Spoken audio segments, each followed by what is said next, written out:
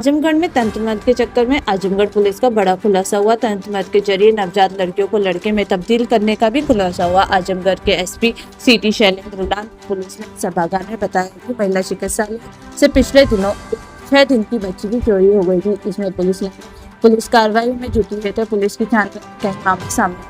इसमें एक अन्य 13 दिन की बच्ची की हत्या के मामले का खुलासा है। पिछले दिनों बिलियारगंज के पटवद सरेया में घर के बाहर सो रहे 6 महीने के बच्चे को गायब होने का भी मामला है इसी में सामने आया है। पुलिस ने के मामले में 3 लोगों को गिरफ्तार किया है। मामले ने चिकित्सक मनोज राम पुत्र केवल राम निवासी गौरा मंछोरा थाना जियनपुर को पहले से 2 लड़कियां थी। उसको एक और संतान होने वाली थी जिसके लिए तंत्र मंत्र से वह लड़का पैदा करने का प्रयास कर रहा था। वह संगीता निवासी देवपुर थाना रौनापार जो कि पवई ब्लॉक में आशा बहू है। वह एक दिन पूर्व गिरफ्तार सरोज की बहन उसके संपर्क में था। मनोज की पत्नी का नाम रेणु है। सरोज का मंगतर सूरज निवासी बरेपुर थाना कंधारपुर जो कि कबड्डी कोच है, उसको भी पैसों की जरूरत थी। तमाम तंत्र मंत्र के बाद मनोज व रेणु को एक बार फिर से लड़की पैदा हुई। इसके बाद उसको झांसा दिया कि तंत्र मंत्र से लड़की का ऊपर का हिस्सा वही रहेगा। मनोज की बच्ची की हत्या कर दी गई जबकि नीचे का हिस्सा बदल दिया गया।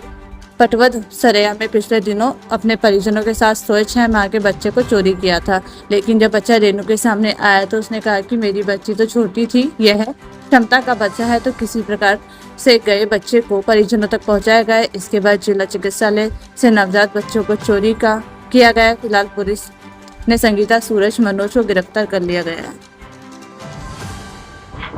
ये शहर कोतवाली में 4 तारीख को लगभग 2:30 पर एक बच्ची चोरी हुई थी। इसका खुलासा हुआ है। इसमें बच्ची पहले बरामद कर ली गई थी। कल उसको जेल भेजा गया जिसका नाम सरोज है।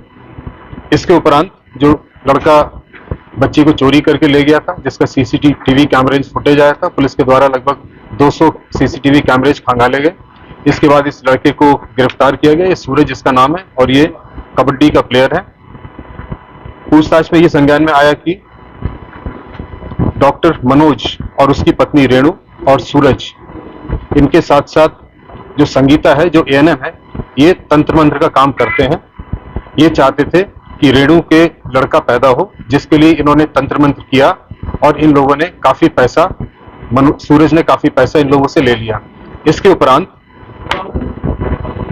सूरज, रेणु और मनोज ने जो इनकी 13 दिन की बच्ची थी 30 तारीख में उसकी हत्या कर दी और उसको बदलने के लिए इन्होंने बिलेरियागंज से 6 महीने का बच्चा किडनैप किया और उसको रिप्लेस कर दिया, जो कि ये दिखाना चाहता था कि जो लड़की है जिसकी हत्या हुई है वो तब्दील होके लड़का बन गई है। इसके बाद जब पत्नी को लगा कि ये बच्चा जो आया है ये बड़ा है, 6 महीने का है, तो इसके बाद उसने कहा कि नहीं मेरे को तो छोटा बच्चा चाहिए।